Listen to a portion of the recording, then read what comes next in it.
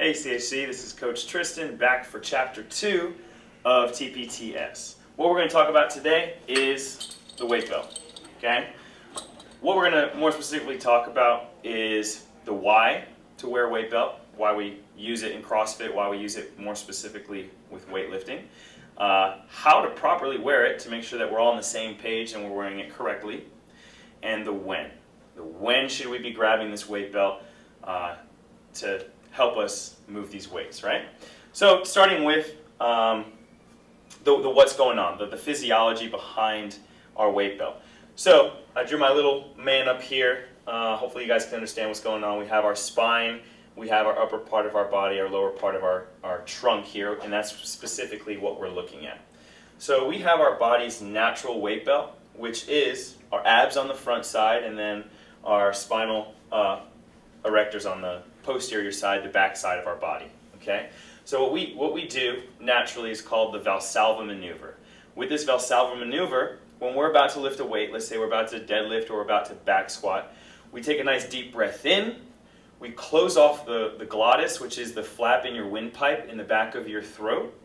And what that does, after taking that breath in and holding it, we're increasing the pressure in what's called our thoracic cavity, which is this green section up here, as well as our abdominal cavity in our lower portion here. So we're increasing pressure, right?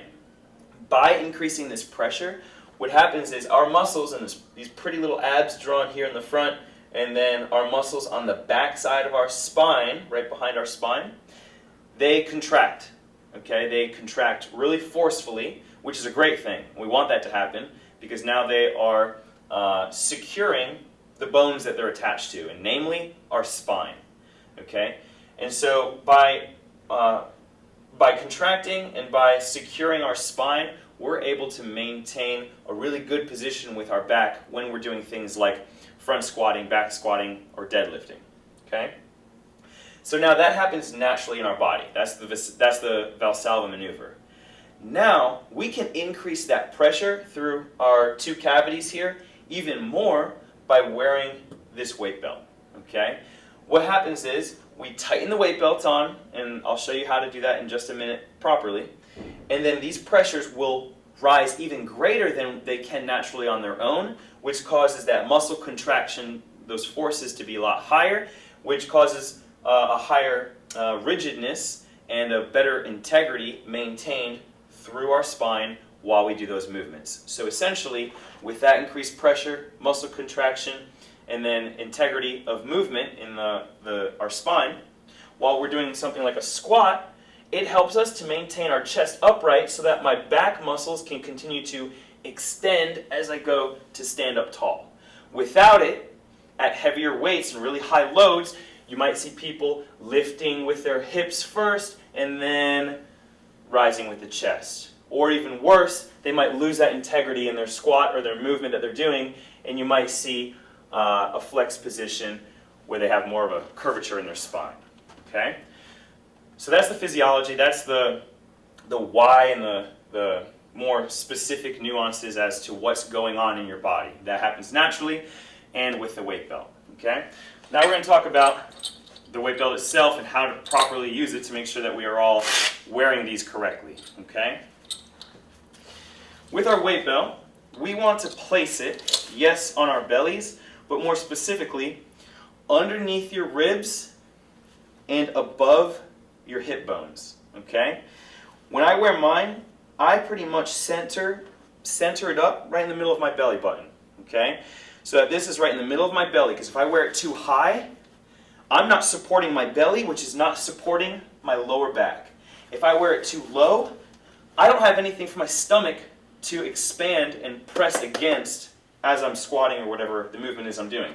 So once again, below your ribs, above your hips, right in the center where your belly button is. Now, how to properly use it. What we're looking at here is you want to take a nice deep breath in. You want to close off the back of your throat and hold that breath. You want to contract out your stomach and then tighten it until it's just slightly restricting that pressure in your abs. So breath in, hold it, tighten until it's just slightly restricting against against your abs here, okay? And then from here, you're ready to go through your set, okay? Now, you don't want it to be too loose, because if it's too loose, it's not doing anything for you. It's more of a fashion statement, right? But then if you go too tight and you squeeze the crap out of it, you're going to pass out. You're going to have nothing, no breath. You're not going to be able to breathe, because you still need to be able to obviously breathe through each rep that you're doing. So just slightly tight against your abs and against your back is going to be a good position for you. Then, guys, my last thing I want to talk about is when. When do we wear this weight belt? Okay. From the research I've done and from what I've known about wearing weight belts, it is 90%. Okay. Studies taken people to perform these movements like squats and deadlifts, but they do them with the weight belts at 90% and above. Okay. That'll be a lot lower volume, maybe somewhere 3, 2, or 1 reps at a time at 90% of your personal best or higher. Now, there are other exceptions where maybe I would recommend, so what I would recommend would be 80% and above, but that would be for higher volume, okay? So we're looking at something like 18.4 where we had those heavier deadlifts, okay? That might be somewhere 80 to 90%, but if we're doing 45 reps of them, then yeah, definitely throw on that weight belt because your muscles are going to start to fatigue, and this will help you once again increase that pressure to maintain that good spine position, okay? But definitely, if you're someone who sees that word deadlift, and no matter what, you go and grab that belt, and it might be at 50%, stop it.